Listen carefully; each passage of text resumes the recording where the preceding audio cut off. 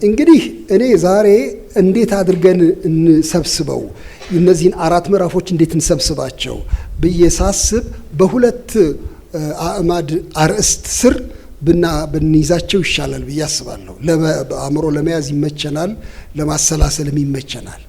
እነዚህ ሁለት አዕማድ ምንድናቸው? አንደኛው በዚህ መጽሐፍ ውስጥ ወንድማችን ሐዋርያው ጳውሎስ ለፊልጵስዩስ በጻፈው ደብዳቤ ውስጥ በመርህ መልክ በትእዛዝ መልክ ያቀረባቸውን ማሳሰቢያዎች ብናይ ምን ማሳሰቢያ ተሰጠ? ምን አርጉ ነው የተባልነው? ምን አርጉ ነው የተባልነው? እኛ እንድንሰራ ቅድም እንደተባለው ቃሉ ወደ ተግባር የሚያመጣን ከሆነ ምንድነው የተሰጠን ተግባር? በዚህ መጽሐፍ ውስጥ ምን አርጉ ተብለናል የሚል አንድ አምስት ነገሮች ከዚያ ውስጥ ልናይ እፈልጋለሁ። አንዱ እሱ ነው። ሁለተኛው አምድ ደግሞ እሺ እኛስ እንደዚህ አርጉ ተባልን፣ እሱስ ምን ያደርጋል የሚል ደግሞ እንድናይ እፈልጋለሁ። የእግዚአብሔር ተስፋዎች፣ ለኛ የተሰጡ ማሳሰቢያዎች፣ ለኛ የተሰጡ ተስፋዎች በሚል በሁለት መልክ ይሄንን መጽሐፍ ትንሽ ብናስሰው ጥሩ ነው ብዬ አስባለሁኝና በጣም አመጣጥኖ እግዚአብሔር የሰጠ ይመስለኛል። እኔ በዚህ መጽሐፍ ውስጥ ሐዋርያው ጳውሎስ ምናልባት ሌሎቻችሁ ደግሞ ስታነቡ ከዚህም በላይ ለየት ባለ መንገድ ልታዩ ትችላላችሁ። ግን እኔ እነዚህን ሁለት ዋና ዋና ነገሮች ብናነሳ ጥሩ ነው ብዬ አስባለሁ። የተሰጡን ማሳሰቢያዎች አንድ 6 ማሳሰቢያዎችን ላነሳ ፈልጋለሁኝ። የተሰጡን ተስፋዎች አንድ 7 ላነሳ እሞክራለሁ በእነዚህ ምዕራፎች ውስጥና እነዚያን እግዚአብሔር ወደ የልባችን ውስጥ ያስገባዋል። በዚያው መጽሐፉን በአጠቃላይ መልእክቱ ምን እንደሆነ ለመረዳት እንሞክራለን።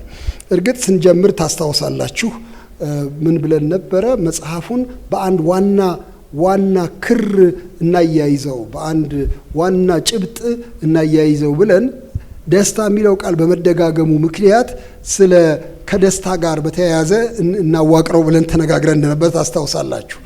እሱ እንደተጠበቀ ሆኖ ግን እንደ ትእዛዝ እንደ መርህ የተሰጡን ለክርስትና ኑሯችን የሚሆነው ነገር ምንድነው የሚለውን እሱን ብናይ ጥሩ ይመስለኛል። ምንድን ማሳሰቢያ ተሰጥቷል? እኔ እንግዲህ ከምዕራፍ 1 ጀምሮ እስከ ምዕራፍ 4 ድረስ እነዚህ 6 ነገሮች ሰብስቤያለሁ። የመጀመሪያው ነገር ምዕራፍ 1 ላይ የምታገኙት ነው። በጣም ግልጽ በሆነ ቋንቋ የተሰጠን ነው። ሐዋርያው ጳውሎስ ለኔ ሕይወት ክርስቶስ ሞትም ጥቅም ነው ያለበት፣ ለኔ መኖር ማለት ክርስቶስ ነው ያለበት፣ ሌላ ኑሮ የለኝም በቃ ያለው።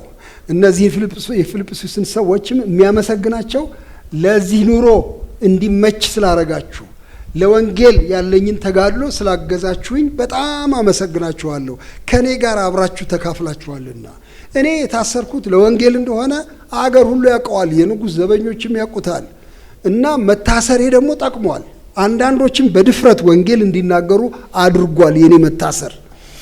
እናንተ ደግሞ ከኔ ጋር ተካፈላችሁ። እንዲያውም ሲጀምር እንደሱ ብሎ ነው የሚጀምረው።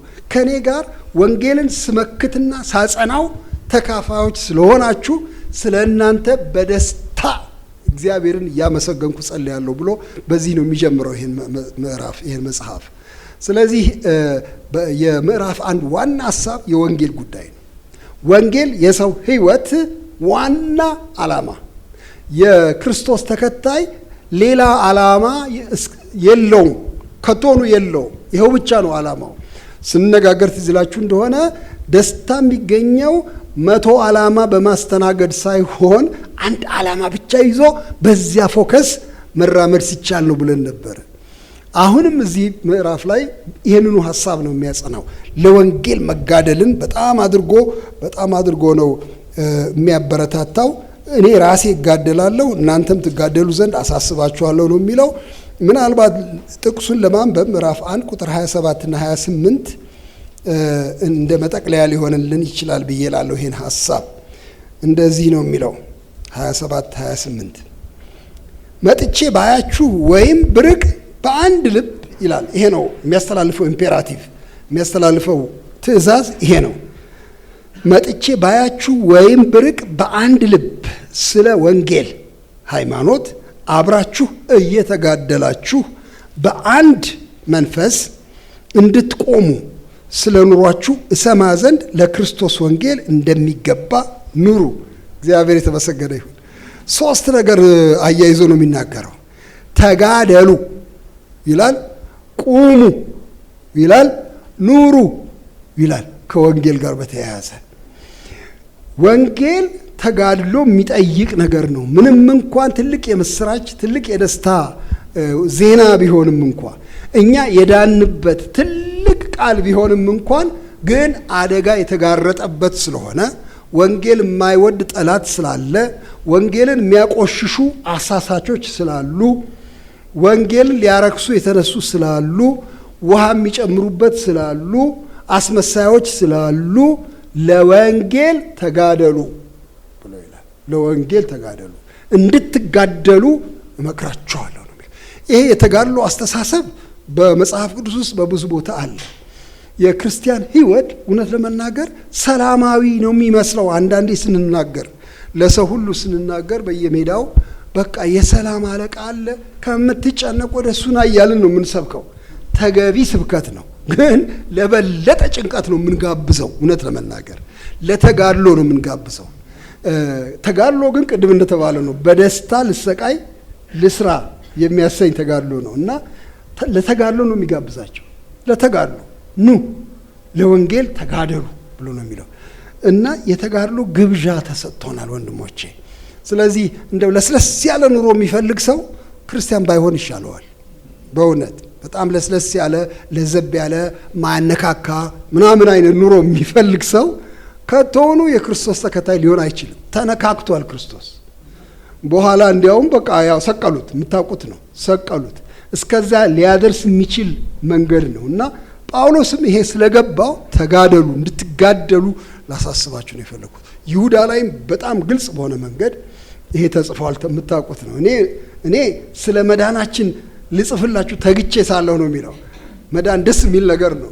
ስለሱ በረከት ልጽፍላችሁ ተግቼ ሳለሁ፣ ነገር ግን አንድ ጊዜ ለቅዱሳን ፈጽሞ ስለተሰጠ ተካቶ ስለተሰጠ ስለ ወንጌል፣ ስለ አንዲት ሃይማኖት፣ ስለ ቅዱስ ሃይማኖት እንድትጋደሉ ላሳስባችሁ ግድ ሆነብኝ ብሎ ይላል።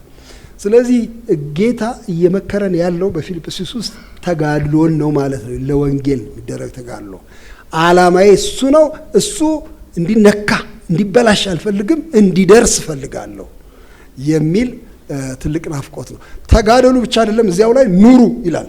ጸንታችሁ ቁሙ አይደለም የሚለው፣ ቁሙ ነው የሚለው። ቁሙ ኤስታብሊሽድ ሁኑ፣ በወንጌል ላይ የማትነቃነቁ ሁኑ። ወደ ውስጥ ይዝለቅ ወንጌል፣ ያጽና እግራችሁን፣ የምትወዛወዙ አትሁኑ። ቁሙ፣ ጸንታችሁ ቁሙ፣ በአንድ መንፈስ ቁሙ፣ በአንድ ልብ ቁሙ። ከዚያ ለወንጌል እንደሚገባ ኑሩ ደግሞ ይላል። ስለዚህ ወንጌል ተጋድሎ የሚሻው እንዳይበላሽ ብቻ ሳይሆን በአንድ ወገን ደግሞ ወንጌል እንዲታይም ደግሞ መኖር ያስፈልጋል። ሰይፍ ይዘን የምንከላከልለት፣ ጋሻ ይዘን የምንከላከልለት ብቻ ሳይሆን በሕይወታችን ደግሞ በተግባር ስንፈጽመው ሰውን የሚስብ እንዲሆን ለወንጌል እንደሚገባ ኑሩ ይለናል። ይሄ ጥሪ ነው ያለው። ወንጌልን ዝም ብላችሁ እያደነቃችሁ አትቆዩ፣ ግን እንደሚገባ ለወንጌል ኑሩ። ወንጌል የሚሻውን አይነት፣ ወንጌል የሚያስኬደውን አይነት መንገድ ሂዱ ብሎ ወንድማችን ይመክራል። ስለዚህ ይሄ ከሆነ ዘንድ እንግዲያው በቃ ዓላማችሁ አንድ ብቻ ነው። ይሄ ነገር ለቀሳውስቱ የተሰጠ እንዳይመስላችሁ። እኔ እንኳን ምልህ ለልጆቼ ነው የምኖረው፣ አለ አይደለ? ለልጆቼ ቄስ ትዕግስቱ ኦፍ ኮርስ መቼም ለወንጌል ይኑር። እኔ ለቤቴ ነው የምኖረው፣ እኔ ለንግዴ ነው የምኖረው፣ እኔ አለ አይደለ? አንዳንድ ህልሞች አሉኝ፣ ህልሞቼ እንዲፈጸሙ ነው የምኖረው የምትሉ ሰዎች ምን ህልም አላችሁ? ምን ሀብት አላችሁ? የት ልትደርሱ ነው? ሐዋርያ ጳውሎስ ጠቅልሎት ህይወትን መኖር ክርስቶስ ነው እንጂ ሌላ ምን አለ? ሌላ ምን አለ ብሎ በጣም አርጎ ነው የሚደፍነው፣ በጣም አርጎ እና እንደዚህ አይነት ኤክስክሉሲቭ የሆነ ንግግር፣ ይሄ እንደዚህ ጥቅልል አርጎ በአንድ መንገድ የሚያመጣና ሌላውን በሙሉ የሚያራግፍ ንግግር በጣም ከባድ ንግግር ነው። ግን ጥሪያችን ይሄ ነው። ስለዚህ እዚህ ውስጥ ለወንጌል እንኳን አልኖርም፣ ወንጌል ደስ ይለኛል እንጂ ለወንጌል መኖርማ ማለት ጠቅልዬ ሁሉ ነገር ጠቅልዬ ጠቅልለን በእውነት ይኸውላችሁ እዚህ ቢሮ ውስጥ ስለተቀመጣችሁ አይደለም ለክርስቶስ መኖር ማለት። እዚህ ቢሮ አሁን እና ቄስ ትዕግስቱ እንደሚቀመጡት እዚህ ቢሮ ውስጥ ስለተቀመጣችሁ ወይም ይህን መጽሐፍ ይዛችሁ በየቦታው ስለዞራችሁ ስለሱ አይደለም። ለወንጌል መኖር ለክርስቶስ መኖር የህይወት ዓላማና ፍልስፍና ነው። በቃ ይሄ ነው ፍልስፍና። ይኔ ብበላ ብጠጣ፣ ባገባ ብወልድ፣ ቤት ብሰራ ባልሰራ፣ እዚህ ሀገር ብኖር ሌላ ሀገር ብኖር የኔ ህይወት ክርስቶስ ለሱ ነው የምኖረው የሚል ቁርጠኝነት ነው። ይሄ እንግዲህ ራሳችንን ቀስ ብለን እንድንፈትሽ ነው። እና እናንተ ራሳችሁን በምን ትመዝኑታላችሁ? ባለ አንድ ዓላማ ናችሁ ወይስ ብዙ ዓላማዎች ይሻሙባችኋል አእምሯችሁ ውስጥ? እና ይሄ አንዱ ጥሪ እንደሆነ አያለሁ በቃሉ ውስጥ። ሁለተኛ ጥሪ ላነሳ ፈልጋለሁ። ሁለተኛው ጥሪ ምንድን ነው በፊልጵስዩስ ውስጥ የተሰጠን ካላችሁ በጣም ግልጽ በሆነ መንገድ በተለይ ምዕራፍ 2 ላይ እያንዳንዱ ለባልንጀራው የሚጠቅመውን እንጂ ለራሱ ብቻ የሚጠቅመውን አይመልከት የሚል። መሬት ላይ ለብቻ መኖር የሚባል የለም። ለብቻ መኖር የሚባል የለም።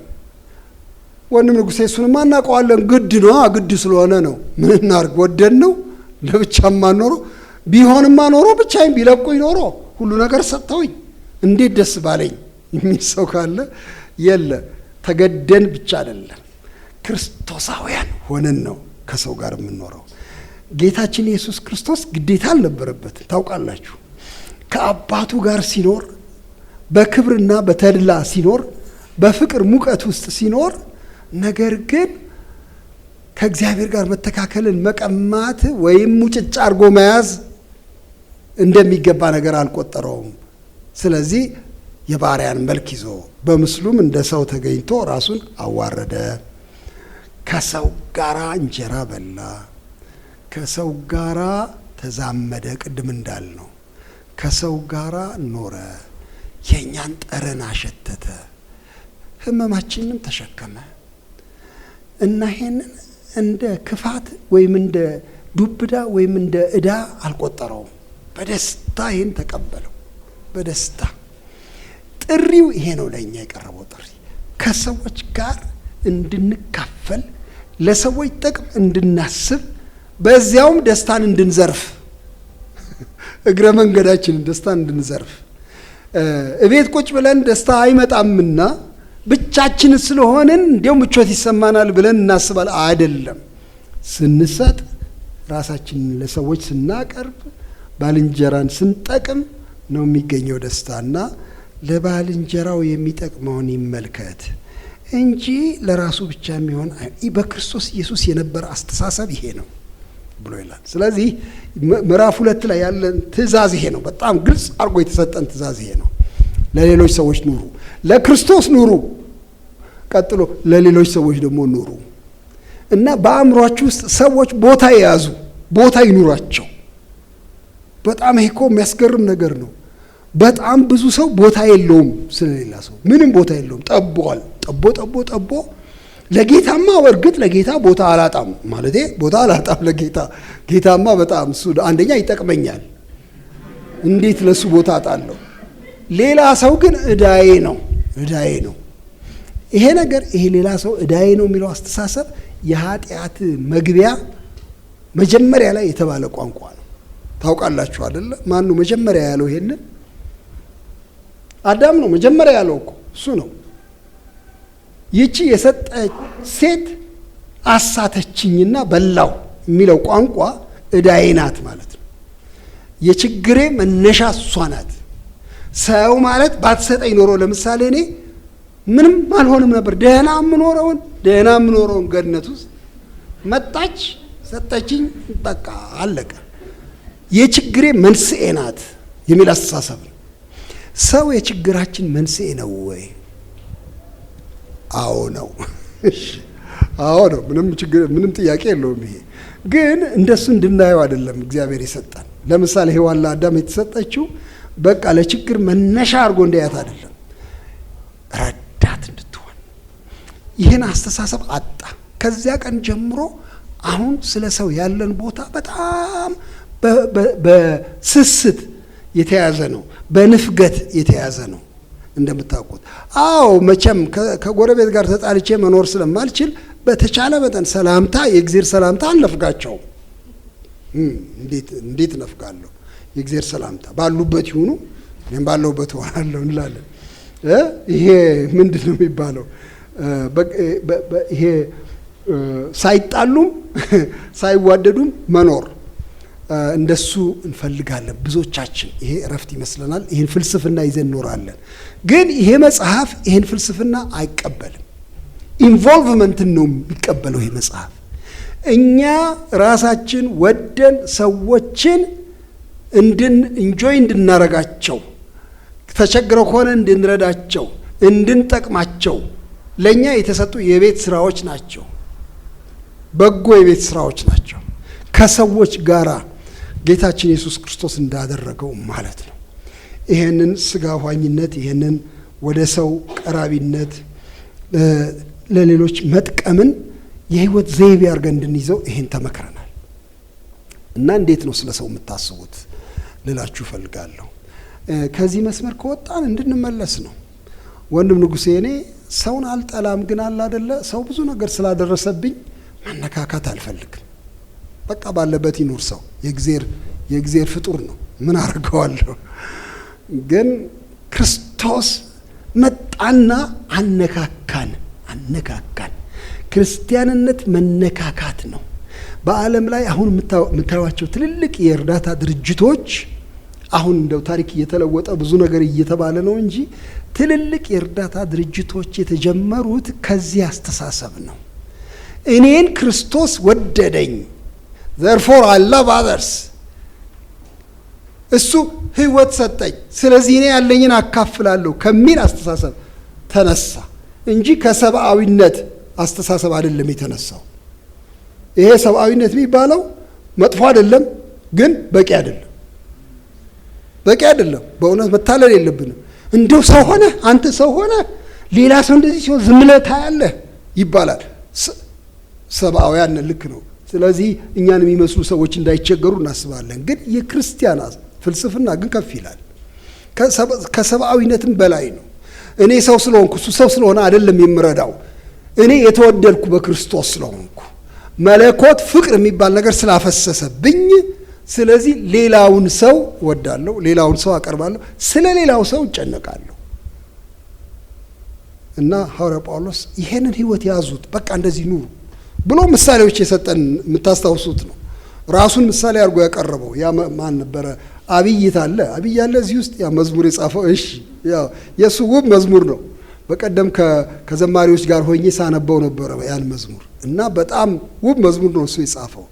ህይወቴ የሰርክ መስዋዕት ነው የሚለው ርዕሱ፣ የሰርክ መስዋዕት ይላል። ምን ማለት ነው? ህይወትን እንደ መስዋዕት ማሰብ ማለት ነው። በጣም ብዙ ጊዜ ህይወትን እንደ ጥሪት ማሰብ ነው የኛ ከባድ አደጋ። ባለፈው የአቶ ሰይፉ መታፈሪያ ግጥም ሳነብላችሁ ነበር፣ ትዝ ይላችሁ እንደሆነ። አቶ ሰይፉ በቅርብ ጊዜ ሞቱ። በጣም ትልቅ ባለቅኔ ነበሩ እሳቸው። ሰይፉ መታፈሪያ ፍሬው ይባላሉ። እሳቸው የጻፉት ግጥም ላይ ትዝ ይላችሁ እንደሆነ ሰውየው ህይወትን እንዴት እንደያዛት የሚመለከተውን ነግሬያችሁ ነበረ። ህይወት እንደ ስኳር እጁ መዳፍ ላይ እንዳለች ስኳር ይልሳታል። አቤት ስትጥም ህይወት! ሲልሳት ህይወትን እያጣጣመ ሲልሳት ምላሱ መዳፉን ሲነካው ማለቋ ታወቀው፣ አፉን ደምደም አለው ይላሉ እሳቸው። ሞት እንግዲያው ምን አርጓል ማለት ነው? ሰውዬ ህይወትን ጥሪት አርጓታል። በቃ ንብረት፣ ጥሪት፣ የራስ በጣም ምትላ ስኳር አርጓታል። ይሄ ሰው ስኳር አላረገውም። ማነው ስሙ? ጳውሎስ። ህይወቴ እንደ መስዋዕት ከእናንተ መስዋዕት ጋር ተጨምሮ ቢፈስ ደስ ይለኛል። ይሄ ትልቅ የአመለካከት ልዩነት ነው። ህይወታችሁን የምታዩት እንደ ክቡር መስዋዕት ነው ወይስ እንደ ተከማቸ ጥሪት ነው? እሱ ነው ጥያቄው። እና ይጋብዘናል። በቃ ስጡት፣ መስዋዕት ይሁን ህይወት፣ ራሱ ህይወት መስዋዕት ይሁን ብሎ ይህን ግብዣ ያቀርባል። ክርስቶሳዊ አስተሳሰብ ነው ይሄ። እሱ እንደዚህ አሰበ። ጳውሎስም ህይወቴ በእኔ ዘንድ እንደማትከብር እንደ ከንቱ ነገር ቆጥራለሁኝ ስለ ክርስቶስ ጸጋ መመስከር ስል ብሎ ይላል። ይሄ ትእዛዝ ተሰጠን። ምዕራፍ 2 ቁጥር 4 ላይ ነው የምታገኙት። ቁጥር 15ም ላይ ታገኙታላችሁ ይሄንን ትእዛዝ። ሶስተኛ ነገር ላነሳ ፈልጋለሁ። ሶስተኛ ነገር ምንድነው የተሰጠን? በዚህ በፊልጵስዩስ ላይ እንድናረገው የተሰጠን እንድንኖርበት የተሰጠን ስንል ምዕራፍ 3 ቁጥር 12 ጀምሮ ያለውን ባነብላችሁ ጥሩ ነው። ሐዋርያው ጳውሎስ ሕይወቱን እንደ ገስጋሽ አድርጎ ነው የሚመለከተው። ያለ አንድ ቦታ ላይ የተከተረ አይደለም። አሁን እንዳገኘው ወይም አሁን ፍጹም እንደሆንኩ አይደለም፣ ነገር ግን ስለ እርሱ በክርስቶስ ኢየሱስ የተያዝኩበትን ያን ደግሞ ይይዛለሁ ብዬ እፈጥናለሁ። ወንድሞቼ እኔ ገና እንዳልያዝኩት እቆጥራለሁ። ነገር ግን አንድ ነገር አድርጋለሁ፣ በኋላ ያለውን እየረሳሁ በፊት ያለውን ለመያዝ እዘረጋለሁ። በክርስቶስ ኢየሱስ ከፍ ከፍ ያለውን የእግዚአብሔርን መጥራት ዋጋ እንዳገኝ ምልክትን እፈጥናለሁ ወይም ወደ ምልክቱ እፈጥናለሁ ይልና እንግዲህ ፍጹማን የሆንን ሁላችን ይህን እናስብ ይላል። እግዚአብሔር ይባረክ። ይህን እናስብ። ምኑን እናስብ? ይህን ግስጋሴ እናስብ። እኛ ስለ ማቹሪቲ ስለ ክርስቲያን ብስለት የምናስብ ሰዎች፣ ፍጹማን ነን የምንል ሰዎች ወይም ወደ ፍጽምና የምናስብ ሰዎች ስለ መቀመጥ እንዳናስብ፣ አልቋል ጨርሻለሁ አግኝቻለሁ እንደሚል አናስብ። ወደፊት እጃችንን እንዘርጋ፣ ወደፊት ለመያዝ እንዘርጋ፣ የኋላውን እየረሳን ይሄን እናስብ ብሎ ይላል። እኔ እንደማስብ በኋላ ዝቅ ብሎ እኔን የምትመስሉ ሁኑ ይላል። በዚህ ነገርም እንኳን እና ሐዋርያው ጳውሎስ ምንድነው ይሄ መዘርጋት ያለ እንደሆነ ያው እዛው ላይ ጽፎታል። ማወቅ ነው። ክርስቶስን እኔ ላውቀው ፈልጋለሁኝ። አሁን በቃ ጨረስኩት ልል አልችልም። ኧረ አላውቀው፣ እኔ ገና አልያዝኩትም እና ላውቀው ፈልጋለሁ። ይሄን ክርስቶስን ኃይሉን መረዳት ፈልጋለሁ። ኃይሉን ለመረዳት የሚያስከፍለውን ሁሉ ከፍላለሁ፣ የሚያስከፍለውን ከፍላለሁ። ቢሆን በሞቱ እንድመስለው እመኛለሁ፣ እንድካፈል መከራውን እመኛለሁ። ጉጉት አለኝ እኔ ወደፊት የመቀጠል። ይሄ ሐሳብ እናንተ ዘንድ ይሁን ብሎ ይላል። ብዙዎቻችንን ወደ ኋላ ያስቀረን ነገር ምን እንደሆነ ልንገራችሁ።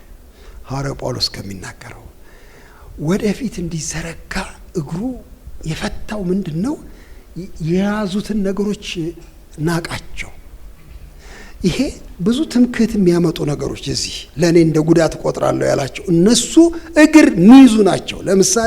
ለምሳሌ በዘር መመካት የሚል ጥፍር አድርጎ እግር የሚያስር ነው። በክርስቲያን ሕይወት ወደፊት እንዳንራመድ እንቅፋት የሚሆን ነገር ነው። በትምህርት መመካት፣ በእውቀት መመካት፣ በሃይማኖታዊነት መመካት፣ በምግባር መመካት፣ ከእንትና እሻላለሁ ከእነንትና እኔ በጣም እሻላለሁ የሚል ወደ ኋላ ጥፍር አድርጎ የሚያስረን እንዳንራመድ እኔ አራገፍኩ፣ እሱን ሁሉ አራገፍኩኝ እና አሁን ከሸክም ነፃ ነኝ። መሮጥ እችላለሁ። ምንም የዘር ነገር ይዞ አያስጨንቀኝም። በቃ መሮጥ ነው ፈትለክ ብዬ። የእውቀት ነገር አያስጨንቀኝም። የሀብት ነገር ምንም ኩራት የሚሰማኝ ነገር የለም። ቀለል ያልኩ ሰው ነኝ እኔ ብሎ ይላል ሐዋርያው ጳውሎስ። ያንን ቀሊልነት ማግኘት ነው ጥሪያችን ወንድሞች።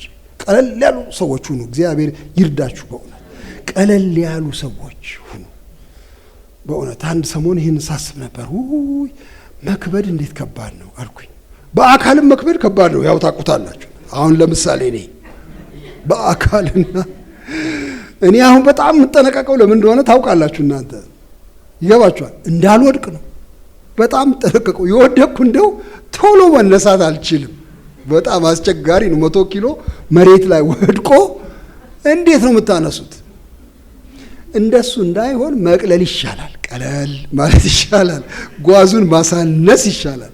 እና ሐዋርያው ጳውሎስ እንደዚህ ወደ መሬት የሚጎትተኝ ነገር የለኝም፣ እኔ አራገፍኩት፣ ስለዚህ ወደፊት ነው የምገሰግስ ይላል። ይህችን ገስጋሽነት ነው ምክር አድርጎ የሚሰጠው። እናንተም ይህን አስቡ ይላል። እና እባካችሁን በቃ የጨረሰ ክርስቲያን እንዳለ እንዳታስቡ። እናንተም በቃ አየሁት የሆነው ብላችሁ እንዳትሉ። ጳውሎስ ካልጨረሰ፣ ጳውሎስ ገና ይቀረኛል፣ ገና ላየው እፈልጋለሁ፣ አላቀውም ካለ እንዴት ነው ቁጭ የምንል? ይህን ናፍቆት እግዚአብሔር በመንፈሱ ይስጠን። ይህንን ትእዛዝ ሲሰጥ እናያለን። አራተኛ ነገር ላነሳ ፈልጋለሁ። አራተኛው ነገር በጣም ግልጽ ነው። በቀጥታ ነው ትእዛዙ የቀረበው። ሁልጊዜ በጌታ ደስ ይበላችሁ ብሎ ምዕራፍ 4 ላይ የምታውቁት ነው። ቁጥር 4 ላይ ሁልጊዜ በጌታ ደስ ይበላችሁ ይላል። ይሄ እንደ ትእዛዝ ብዙ ጊዜ አናየውም እና ባለፈውም እንዳልኩት ኦፕሽን ነው የምናደርገው። ኦፕሽናል ነው ከሆነ እሺ፣ ደስታ ከመጣማ ምን አለበት? እኔ አልጠላም፣ አስተናግደዋለሁ። ግን እኔ በግድ ደስ ሊለኝ አይችልም። ደግሞ አሁን ጊዜውን ታውቀዋለህ አንተ ለሚባለው ይሄንን እንደ ኢምፔራቲቭ ያቀርቧል። በጌታ ደስ ይበላችሁ። ግን ሲቸግረን ትንሽ ፍንጭ ሰጠን እንዴት ደስ እንደሚለን አይታችሁ እንደሆነ ምን ይላል? የሚያስጨንቃችሁን ሁሉ ነገር አስታውቁ እንጂ በአንዳች አትጨነቁ። አፍናችሁ ስለምትይዙት ነው መከራ የሚያሳያችሁ። ልቀቁት፣ ወደ አምላክ ልቀቁት፣ ወደ እሱ ልቀቁት። ልመናችሁን ከምስጋና ጋር አስታውቁ እንጂ በአንዳች አትጨነቁ። ጌታ ቅርብ ነው። ከምስጋና ጋር በነገር ሁሉ በጸሎት በምልጃ ልመናችሁን አስታውቁ እንጂ አትጨነቁ ብሎ ይሄንን ምክር ይሰጣል። ስለዚህ ታዘናል፣ እንዳንጨነቅ ታዘናል። ምን አመጣህብን ደግሞ ጭንቀት እኮ እንዴ እኔ እኮ ፈልጌው አይደለም እኮ ራሱ እኮ ነው የሚመጣው። ታንከባሉ አይደል አናቴ ላይ የሚከመረው። አዎ ግን ኖ እኔ አንተን ለመሸከም አልተፈቀደልኝም። ጭንቀትን ለመሸከም የጆብ ዲስክሪፕሽኑ ላይ የለም ተጨነቅ የሚል። ልቀቀኝ፣ እኔ ደስ እንድሳይ ነው የታዘዝኩት በጌታ። እግዚአብሔር የተመሰገነ ይሁን። ደስ ይበላችሁ ብሎ ይላል። አምስተኛ ነገር ላነሳ ፈልጋለሁ። አምስተኛ ነገር በዚህ መጽሐፍ ውስጥ ያየነው ትልቅ ትእዛዝ፣ ትልቅ መመሪያ የምታስቡትን ምረጡ የሚል ነው። ታስታውሳላችሁ ቁጥር 8 እና 9 ምዕራፍ 4 ላይ የምታስቡትን ምረጡ ነው የሚለው ባጭሩ። ምን ማሰብ እንዳለብን በደንብ አድርጎ ነው የነገረን። ስለዚህ ሀሳብ ለሚባለው ነገር አቴንሽን ስጡ። ዝም ብላችሁ ይሄንን ምንድነው እሱ ቋት፣ ይሄን የአእምሮ ቋት ዝም ብላችሁ አትልቀቁት። የፈለገ የሚሰፍርበት ቦታ አይሁን፣ የፈለገ መጥቶ አይስፈር በአእምሯችሁ ላይ። የሀሳብ ዓለማችሁ የተመረጡ ነገሮች ይሙሉበት ብሎ እዛ ላይ ዘርዝሮልናል። አይታችኋል። 8 ነገሮች ነው ያን ቀን ያነሳ ነው ይመስለኛል። በጎን ነገር፣ መልካም የሆነውን ነገር፣ ምስጋና ያለበትን ነገር፣ ጭምትነት ያለበትን ነገር ሁሉ፣ አስደሳቹን ነገር ሁሉ፣ መልካም ወሬ ያለበትን ሁሉ፣ በጎነትን፣ ምስጋናን፣ እነዚህን አስቡ።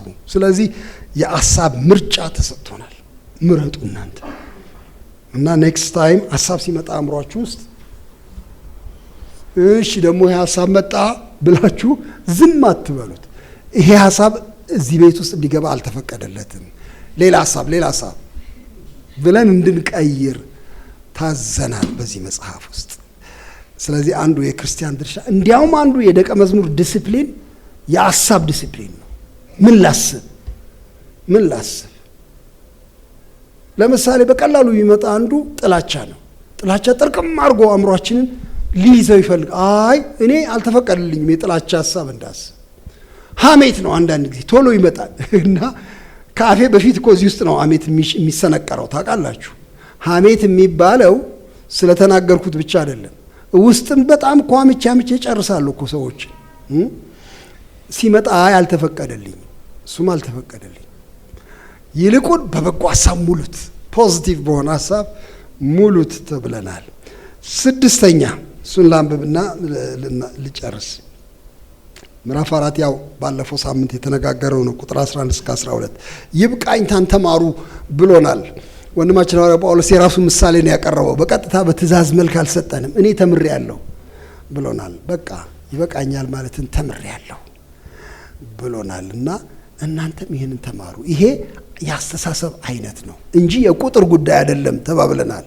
ስንት ነው የሚበቃኝ ነበር ርዕሱ። እንዲያውም ያለፈው ሳምንት ስንት ይበቃናል የሚል ነበር ርዕሱ። ኧረ ቁጥር አይደለም ጉዳዩ፣ አስተሳሰብ ነው። ይበቃኛል፣ ያለኝ ይበቃኛል።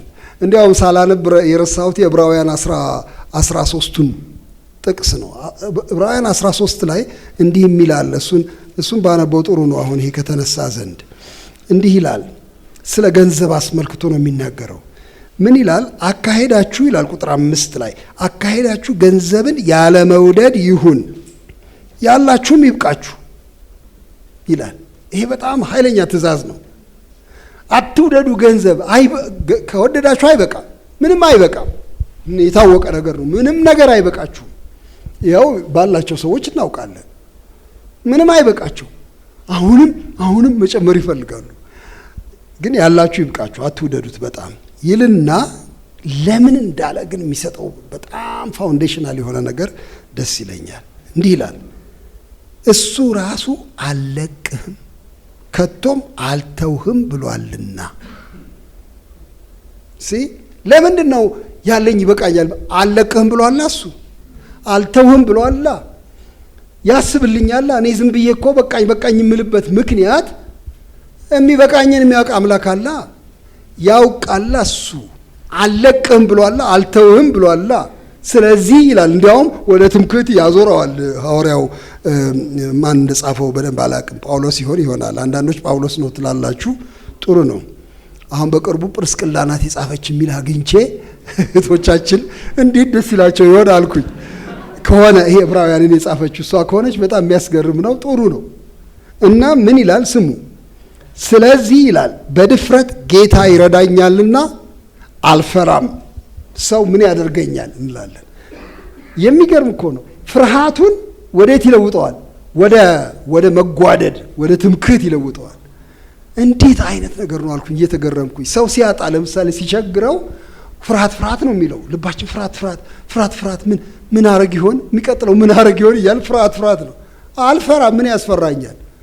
አልፈራም ነው የሚለው። ምን ያረገኛል? ሰው ጌታ ይረዳኛልና አልፈራም። ወደዚህ ለውጡትና ይብቃኝታ ከዚህ ፋውንዴሽን የተነሳ ነው። እግዚአብሔር ስለሚያስብልኝ ነው። ባለፈው ሳምንት ያተኮርንበት መብቴ ስላልሆነ የሚል ነበር ያተኮር ነው። ይብቃኝ የምለው ሁሉ ነገር በስጦታ የተሰጠኝ ነው እንጂ በግድ አምጣ የምለው አይደለም። አንቀጽ ጠቅሼ ልከሰው አልችልም እግዚአብሔሩን። ስለዚህ ይበቃኛል፣ ሁሉ በስጦታ የተገኘ ነው። ዛሬ ደግሞ እንዲያውም ያስብልኛል፣ የሚያስፈልገኝን እሱ ያስብልኛል፣ ይሰጠኛል፣ አልተውህም ብሎ ቃል ገብቶልኛል ከሚል ተነስተን ይበቃኛል ማለትን መማር። ከባድ ስስት ልባችን ውስጥ ከበቀለ ምናልባት የድካም መንገድ ነው። ድካም ነው በእውነት። ቀስ ብሎ መመርመር ጥሩ ነው። እንደው በቃ ምንም ነገር አይበቃኝም፣ ምንድነው ዘንድሮ ምንም አያረካኝም። እርግጥ ከበፊቱ የተሻለ አግኝቻለሁ፣ ግን ምንም ያው የምታውቀው ነው፣ ምንም አያረካኝም፣ ምንም አይበቃኝም እንላለን። ምናልባት ልክ ነው። ጊዜውንና ኑሮውን ሳየው ብዙ እንደሚያሰኝ አውቃለሁ።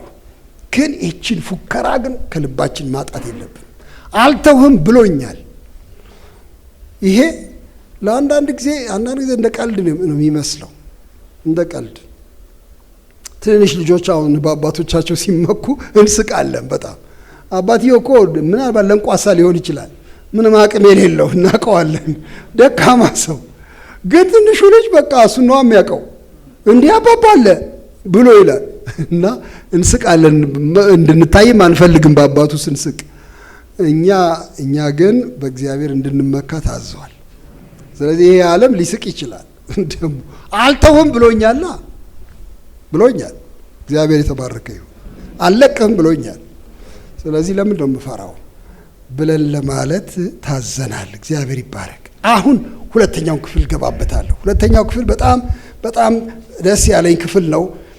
ይሄንን መጽሐፍ ሳጠና ምን መጣብኝ? እንዲህ ሰው ብቻ ነው እንዴ ያለው እዚህ መጽሐፍ ውስጥ አልኩኝ። ሰው ብቻ ነው እንዴ? ሐዋርያው ጳውሎስ ብቻ ነው እንዴ ያለው? ፊልጵስዩስ ምዕመናን ብቻ ናቸው እንዴ ያሉት? ሰው ብቻ ነው እንዴ አልኩ። አረ እግዚአብሔር አለ፣ በጣም አለ እዚህ ውስጥ። እንዴት ሆኖ ነው ያለው? ቢዚ ሆኖ ነው ያለው። በጣም ትጉ ሆኖ ነው ያለው። እግዚአብሔር የተባረከ ይሁን። በጣም ትጉ ሆኖ ነው ያለው እግዚአብሔር። አንድ ጊዜ ስለ እንትን አስተምር ብለውኝ፣ ስለ ፍሬ ስለ ማፍራት አስተምር ብለውኝ አንድ ቦታ ተሰናድቼ ሄድኩኝ። ፍሬ ስለ ማፍራት ያው የታወቀ ክፍል የዮሐንስ ወንጌል ምዕራፍ ስንት ነው ቄሱ? ምዕራፍ 15 አይደለ? ምዕራፍ 15 እውነተኛ የወይን ግንድ እኔ ነኝ የሚለው እና ቅርንጫፍ በወይኑ ግንድ ባይኖር ከራሱ ፍሬ ሊያፈራ አይቻለው የሚለው እሱን አካፍላለሁ ብዬ መጽሐፍ ጀመርኩኝ።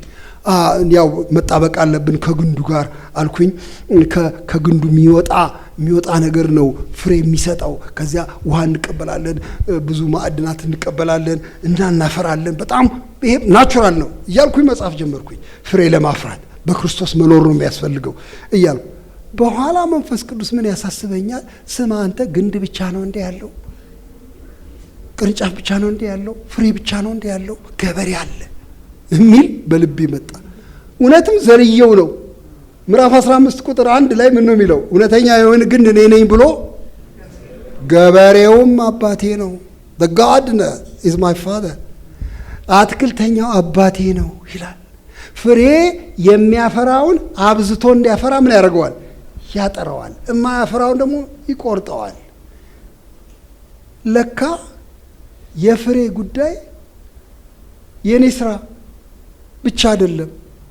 ከቶውኑ በጣም በአተሌ ገበሬ አለ፣ እግዚአብሔር አብ የሚባል ቢዚ ሂዝ ሶ ቢዚ ከኔ ጋር ፍሬ እንዳፈራ። እንዴት ድንቅ ነገር ነው አልኩኝ። በጣም ደስ አለኝ። እግዚአብሔር በህይወታችን በጣም ይሰራል። ወንድሞቼ እናቶቼ፣ ይህን ላረጋግጥላችሁ እፈልጋለሁ። እንዲያው እነዚህ ትእዛዞች ተሰጡን፣ አቤት የትእዛዙ ብዛት ምን ልንሆን ነው የምንል ሰዎች፣ አረ በፍጹም እሱ ራሱ አብሮን ይሰራል። አብሮን የሚሰራ ዛሬ ልጄ በጣም ጥሩ ነገር በጣም ማስተዋል ያለበት ነገር ተናገረችኝና እሱ ልጄ ትላለህ ብላችሁ አንዳንዶቻችሁ ማማት እንደጀመራችሁ ሰምቻለሽ። ምንም አይደለም። አብረን ቁጭ ብለን እየተነጋገርን በመጽሐፍ ቅዱስ ላይ ምን አለች እሷ? ስማ ያው ምን ይላል የጌታ ቃል ስለ ባለጠጎች የተናገረው ነገር አለ። ባለጠጋ ወደ መንግሥተ ሰማያት ከሚገባ ይልቅ ግመል በመርፌ ቀዳዳ ቢገባ ይቀላል ይላል። ኢምፖሲቢሊቲ ነው የሚናገረው። በቃ አይቻልም እንደማለት ነው። አይቻልም። ይሄንን የሰሙ ደቀ መዛሙርት ደንግጠዋል። እንደዚህ ከሆነማ ማን ይችላል አይደል የሚሉት። ወደ አያይዘው እንደዚህ ከሆነማ እንዴት ይሆናል? እውነትም በጣም የሚያስቸግር ነው። ምክንያቱም ግመል በመርፌ ቀዳዳ መግባት የማይሆን ነገር ነው። ዋቴቨር ትርጉም ብትተረጉሙ፣ አንዳንድ ሰዎች የመርፌ ቀዳዳ የሚባል በር ነበረ በሱ ማለቱ ነው ብለው ይተረጉሙ። ኢደዝም ማተር እቺም ትንሿ መርፌ ትሁን ያም በሩም ይሁን ምንም አይደለም። አይቻልም ነው ነገሩ። በቃ ከባድ ነው ነገሩ፣ ከባድ ነው። ግን አያይዞ ለሰው የማይቻል ለእግዚአብሔር ይቻላል። እግዚአብሔር ይመስገን። እና ምን አለችኝ እሷ? ይኸውልህ ይሄን ጥቅስ ለብቻው ነው ወስደን ብዙ ጊዜ የምንናገረው፣ ልክ አይደለም አለች። እውነትም ለብቻው ነው እየዘረፍን ለሰው የማይቻል ለእግዚአብሔር ይቻላል እያልን በየነገሩ ነው የምንጠቅሰው። ለሰው የማይቻል ግን ያያያዘው ከኑሮ ጋር ነው አለች። መኖር እንዴት ይችላለሁ? አሁን ለምሳሌ ይሄ ሀብታሙ ሰውዬ ተቸግሮ አይደለ ሽጣ ተከተለኝ ሲለው ተቸግሮ አይደለ ሄደው እያዘነ ሄደው እና ክርስትናን መኖር እንዴት ይቻላል የሚል ነው እኮ ጥያቄው። የገንዘብ ጉዳይ ተነሳ እንጂ እዚህ በአጠቃላይ እንደ ጌታ ቃል መኖር እንዴት ይቻላል? በቃ አይቻልም እኮ። ይቻላል። ለሰው የማይቻል ለእግዚአብሔር ይቻላል አለች። በቃ ዛሬ እናገረዋለሁ። ይሄን ድፍረት ይሰጠኛል ጎሽ ብዬ ይዤ መጣሁ። ስለዚህ አሁን እነዚህ ቅድም ያልኳችሁ 6 ነገሮች እንዴት ይቻላሉ? የህይወቴ ዓላማ ክርስቶስ ብቻ ነው፣ ወንጌል ብቻ ነው፣ ለሱ ጋደላለሁ። እንዴት ይቻላል? ለወንድሞቼ መስዋዕት ለመሆን ነው የምኖረው። እንዴት ይቻላል? እንዴት ይቻላል? እዛ ላይ ዘረዘርናችሁ በሙሉ እንዴት ይቻላል? ለእንዴት ይቻላል ጥያቄ በሰው የማይቻል በእግዚአብሔር ይቻላል። ምን ማለት ነው? በእግዚአብሔር ይቻላል። እግዚአብሔር ይፈጽመዋል እኛን ትቶ ማለት ነው? አይደለም። አሁን ለምሳሌ ሰውየውን ያለህን ሽጥና ና ተከተለኝ ነው ያለው። አልቻለም ሰውየው። እግዚአብሔር ይችላል ማለት ሸጦ ይከተላል እግዚአብሔር ማለት ነው? አይደለም። ያስችላል ማለት ነው። ሰውየውን ያስችለዋል እኮ ማለት ነው። በሰው የማይቻል በእግዚአብሔር ይቻላል ማለት እግዚአብሔር አቅም ሰጥቶ ሰውየውን ያስችለዋል ማለት ነው። እግዚአብሔር ይመስገን። ስለዚህ የእግዚአብሔር ተስፋ አለ በዚህ መጽሐፍ ውስጥ። ምንድናቸው እነዚህ ተስፋዎች? የመጀመሪያው ምዕራፍ 1 ቁጥር 6 ላይ ያለው ነው።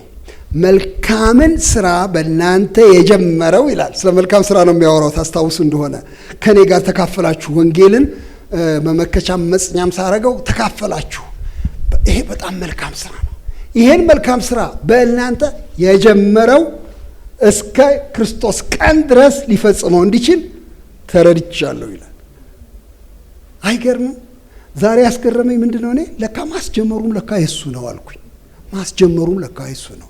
በእናንተ ጀመረ እሱ ካለ እንግዲያው ፕሮጀክቱ የሱ ነው ማለት ነው። አስጀመረ፣ አስጨረሰ።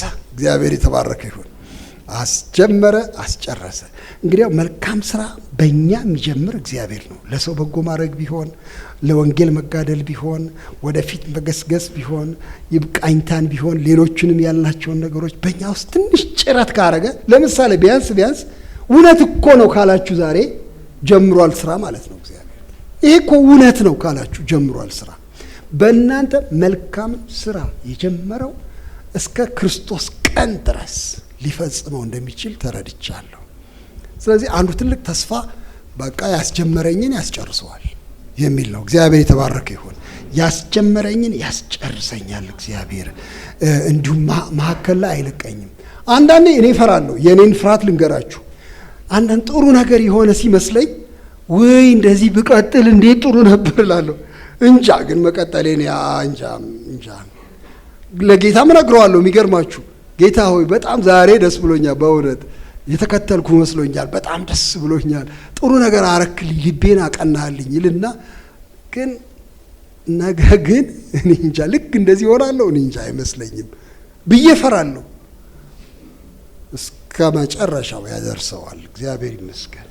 ሁለተኛ ትልቅ ተስፋ እዚያ ምዕራፍ 2 ቁጥር 13 ላይ የሚገኘው ነው። እዚያ ላይ ደግሞ ምን ብሎ ነው የሚናገረው ወንድማችን?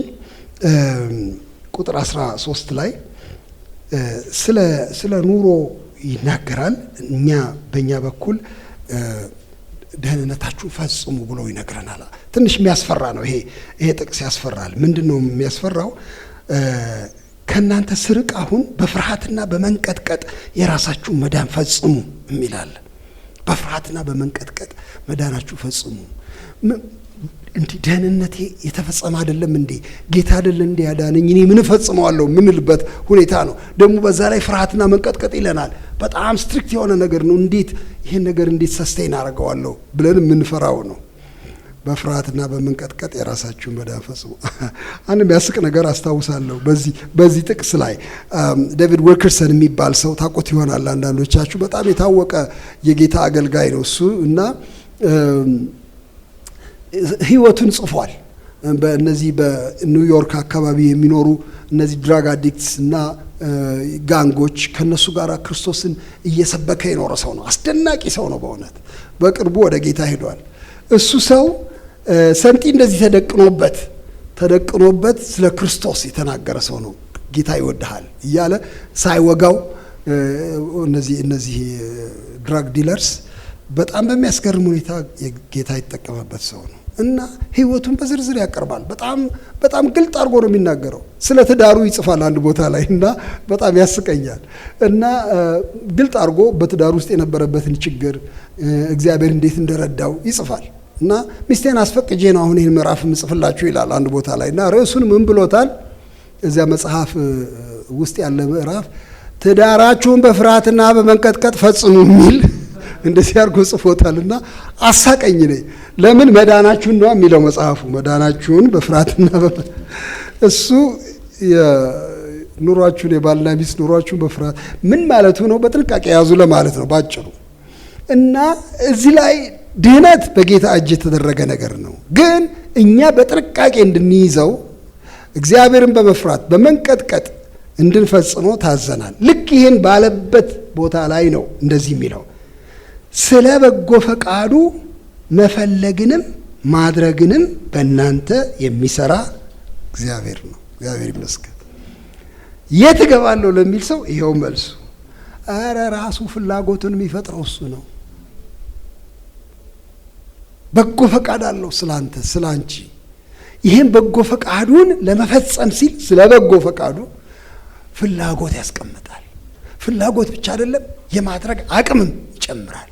መፈለግም ማድረግም በእናንተ ይሰራል። እሱ you are his project እግዚአብሔር በውስጣችሁ ይሰራል ብሎ በጣም ወደ አንድ ወገን ያጋደለ የሚመስለውን ይመልሰዋል እና የእግዚአብሔርን ተስፋ ነው የሚያሳየን። እግዚአብሔር የተባረከ ይሁን። ሶስተኛ ነገር እሱም እንደዚሁ አስቸጋሪ በሆነ ሁኔታ ላይ ነው። እንደኔ ሁኑ ወደፊት ገስግሱ ብሎ ያለበት ምዕራፍ 3 ቁጥር 15 ላይ ምዕራፍ 3 ቁጥር 15 ላይ ነው። ልክ ይህንን አስቡን። እኔ ወደፊት እንደምዘረጋ ለምን እንደጠራኝ ለመያዝ እንደምዘረጋ እናንተም እንደዚሁ አስቡ ካለ በኋላ ትንሽ ሊቸግራቸው ይችላል ብሎ ያሰበ ይመስለኛል ሐዋርያው ጳውሎስ። እና አንዳች ነገር ልዩ ሐሳብ ቢኖራችሁ እግዚአብሔር ይህን ደግሞ ይገልጥላችኋል። የሚገርም ነው። በአንደርስታንዲንግ በኩልም እንኳን ችግር የሚላችሁ ነገር ቢመጣ ይገልጥላችኋል እግዚአብሔር። አልገባኝም ይሄ ምን ማለት እንደሆነ ስትሉ አትጨነቁ፣ እግዚአብሔር ይገልጥላችኋል። ትልቅ ተስፋ ነው የእግዚአብሔር ገላጭነት። አሁን ጳውሎስን ስናስብ እኔ እንደሱ አልገባኝም፣ የሱን ያህል እኔ ልረዳ አልችልም እንላለን። ግን ጳውሎስ ይህን ተስፋ ይሰጣል። በደረስንበት እንመላለስ፣ ግን አንድ ልዩ ነገር ቢኖር እንኳን ይገልጥላችኋል፣ አእምሯችሁን ያሰፋል፣ ወደ አዲስ ነገር እግዚአብሔር ሊያስገባችሁ ይችላል ብሎ የእግዚአብሔርን ተስፋ ይሰጠናል። እግዚአብሔር ይመስገን። ሌላ አራተኛ ላነሳ ነው ተስፋ፣ የእግዚአብሔር ተስፋ ነው። ያ ተስፋ ምንድን ነው? ምዕራፍ 3 ቁጥር 21 ላይ ስለ ምድራዊ አስተሳሰብና ስለ ሰማያዊ አስተሳሰብ የተናገረበት ነው። እነሱና እኛ ብሎ የለየበት ታስታውሱት ይሆናል። እነሱ ሀሳባቸው ምድራዊ ነው፣ እኛ ግን አገራችን በሰማይ ነው። እነሱ አምላካቸው ሆዳቸው ነው፣ አፒታይታቸው ነው ሆዳቸው። የእኛ ደስታ ግን እሱ አይደለም። አንድ በጣም ጥሩ መዝሙር ዛሬ ስንዘምር ነበረ በጋራ ሆነን። አንድ ምንድን ነው የሚለው ባካችሁ? አንተ ስትከብር ማየቱ ሰዎች በማዳን ሲደሰቱ ሚል መዝሙር ታውቃላችሁ? ሰዎች በማዳን ሲደሰቱ ከዚህ የሚበልጥ የለኝም ደስታ፣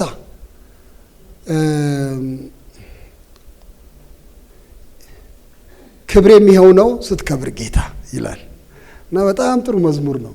በኋላ አብረን እያወራ ምን አለን? ቆይ ክብር እኛ አንፈልግም እንዴ አለን። ክብር አንፈልግም በቃ ተው ነው የሚለን? ክብር አያስፈልገንም እኛ ብለን ተነጋገርን እርስ በርሳችን። አይ አይደለም ክብር ጣሉ አይደለም የሚለን፣ ግን ክብራችሁ በየት በኩል እንደሚገኝ ልንገራችሁ ነው የሚለው መዝሙሩ። ክብሬም ይኸው ነው ስትከብር ጌታ። አንተ ያልከበርክ ነው እኔ ክብርም የለም እና ሰዎች በማዳን ሲደሰቱ እንደማየት ደግሞ ደስታ አላገኝም የሚል መዝሙር ነው። እና እዚህ ላይ የነሱ ክብር በውርደታቸው ነው። ሀሳባቸው ምኞታቸው ምድራዊ ነው። ሆዳቸው ነው አምላካቸው ዋና ነገር አድርገው የሚወስዱት። እኛ ግን ሀገራችን በሰማይ ነው፣ ከዚያ የሚመጣ መድኃኒትን እርሱንም ጌታን ኢየሱስ ክርስቶስን እንጠባበቃለን ይልና ተስፋው ቁጥር 21 ላይ ነው።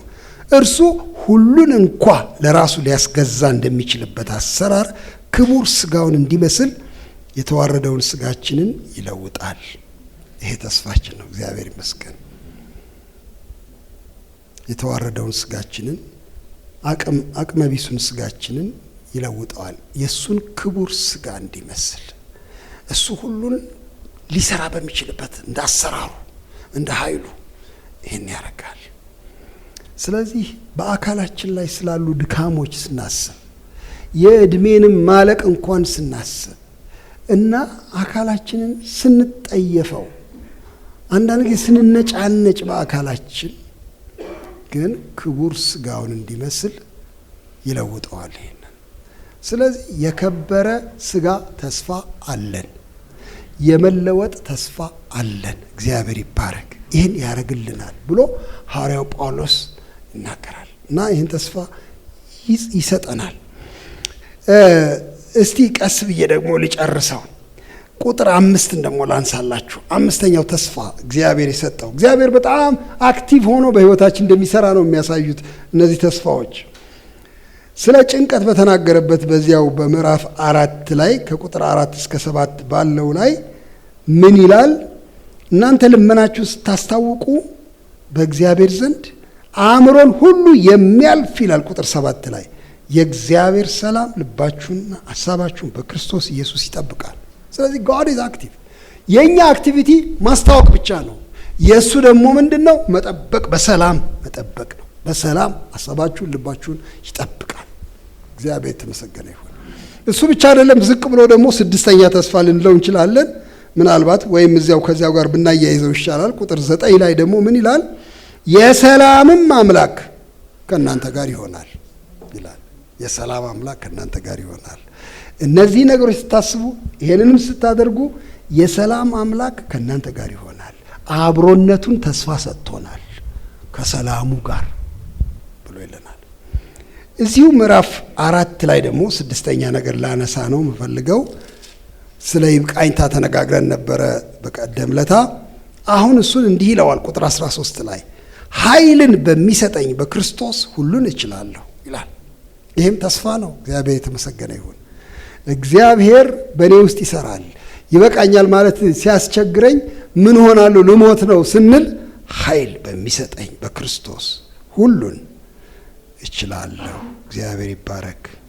በመጨረሻ እዚያው ምዕራፍ ላይ ቁጥር 19 ላይ አምላኬም እንደ ባለጠግነቱ መጠን በክብር በክርስቶስ ኢየሱስ የሚያስፈልጋችሁን ሁሉ ይሞላባችኋል። he is so active። በጣም ነው እኮ የሚደንቀኝ። ስሩ፣ ይሄን አርጉ ብቻ አይደለም ይለን ያለ። ኧረ እኔ ተግቼ ነው የማረገው፣ የሚያስፈልጋችሁን አውቃለሁ፣ ባለጠጋ ነኝ እና ደግሞ እሰጣለሁ፣ ሞላለሁ ብሎ እግዚአብሔር ይህን ተስፋ ይሰጣል። እሺ እንግዲያው የፊልጵስዩስ መልእክት በማስጠንቀቂያ በማሳሰቢያ ብቻ የተቀመጠ መጽሐፍ ሳይሆን በትልቅ ተስፋዎች የተዋቀረ ነው። የኛ ስራ ብቻ ሳይሆን የእግዚአብሔር ስራ ነው የሚበልጠው። እንዲያውም ከመፈለግ ጀምሮ እስከ ማድረግ ድረስ እስከ ማስጨረስ ድረስ የእግዚአብሔር ድርሻ ነው። እግዚአብሔር የተመሰገነ ይሁን። ስለዚህ በእግዚአብሔር ላይ ተደገፉ፣ አትፍሩ፣ ተደገፉ በሱ። የክርስቲያን ህይወት የድጋፍ ህይወት ነው። በእውነት ይሄንን መናገር በጣም አስፈላጊ ነው ብዬ እላለሁ። የድጋፍ የተደጋፊነት ህይወት ነው። መቼ ነው ነፃ ምን ወጣው ከድጋፍ ትሉ እንደሆነ መቼውንም አትወጡ። በጣም የበሰላችሁ ጊዜ በጌታ ከመጠን በላይ ልፍስፍሶች ትሆናላችሁ። ይሄ ከምድር አስተሳሰብ በጣም የተጣላ አስተሳሰብ። በምድር አስተሳሰብ ማቹሪቲ ሰው ብስለት ሲያገኝ ቢያንስ ራሱን ይችላል። ሌላ እንኳ ባይረዳ እንደምንም ይቆማል ማለት ነው። ራሱን ይችላል። በክርስትና ህይወት ውስጥ ግን የክርስቶስ ተከታይ ግን በጣም የበሰለ እንደሆነ እየተልፈሰፈሰ ይሄዳል። አልችልበትም፣ ምንም መናገር አልችልም፣ ማሰብ አልችልም። ጌታው ያው ታውቀዋለህ። ያ ወንድሜ እንደጸለየው ማለት ነው። ያን ጸሎት ተናግሬ ነበር እንደዚህ አንድ ወንድሜ የጸለየውን ጸሎት ብዙ ጊዜ ሳወራ ስለነበር ምናልባት 114ኛ ጊዜ እንዳይሆን ፈርቼ ነው። አሁን ግን አነሳዋለሁ፣ ለ115ኛ ጊዜ አነሳዋለሁ። ምክንያቱም በጣም ልቤ ይነካል በዚህ። ከሱ ጋራ ከዚያ ወንድም ጋር ጸሎት ሁሉ ጊዜ የምናረግ ነበር። በየሳምንቱ እየተገናኘን እንጸልያለን። ሁለታችንም አንድ ሁኔታ ውስጥ ነበርን። ጸሎት የሚያስፈልግበት እንጸልይ ነበር። እኔ እሱ ቤት እየሄድኩኝ ማታ ጸልያለሁና ይወዳል ጸሎት፣ በጣም አይጠግብም ጸሎት እና ከኔ ጋር የተወሰነ ጊዜ እንጸልያለን። እኔ እንደሱ የጸሎት ጉልበት የለኝም በእውነት ለመናገር። እወዳለሁ ጸሎት እኔም፣ ግን የሱን ያህል አይደለም እውነት ለመናገር። እና ተንበርክከን ስንጸልይ መድከሜን ሴንስ ካረገ በጸሎት ዝጋልን ብሎ ይለኛል ራርቶ። እና እኔ በጸሎት ዘግቼ ቁጭ እንላለን እንጂ እሱ ይቀጥላል። አንድ ቀን ቀኑን ሙሉ ሲጸልይ ውሏል መሰለኝ። በቃ ጥያቄዎቹን በሙሉ አቅርቦ ጨርሷል። እና እኔ ደግሞ መጣሁ። ያው እንደተለመደው ተንበረከክን። ጠበብ ያለች ቤት ናት፣ 3 ሜትር በ2 በ3 ትሆናለች መሰለኝ። እና እግራችን እንዳይነካካ እኔ በዚህ በኩል ተንበረከኩ፣ እሱ በዛ በኩል ተንበረከከ። ዝም ብሎ የሚጸልይ ሰው ነው። አንዳንዶቻችሁ እንደሱ ናችሁ። ብዙ ድምፅ አሰማም፣ ዝም ብሎ ነው የሚጸልዩ። ያን ቀን ጮክ ብሎ ጸለየ። አስቦ አይደለም፣ ንግግር ነው ከአምላኩ ጋር። እና ጌታዬ አባቴ አንተ የኔ አባት ሲል ሰማለሁ። እኔ አስቤ አይደለም። እኔም አባቴ እኔ አባት እኔ አሁን እኔ በፊት ምንድነኝ? እኔ ምንድነኝ? እኔ የተዘለዘለ ስጋ ነኝ፣ ዝልዝል ስጋ ነኝ ሲል ሳቅ ያዘኝ። መጀመሪያ በአይነ ህሊና የተዘለዘለ ስጋ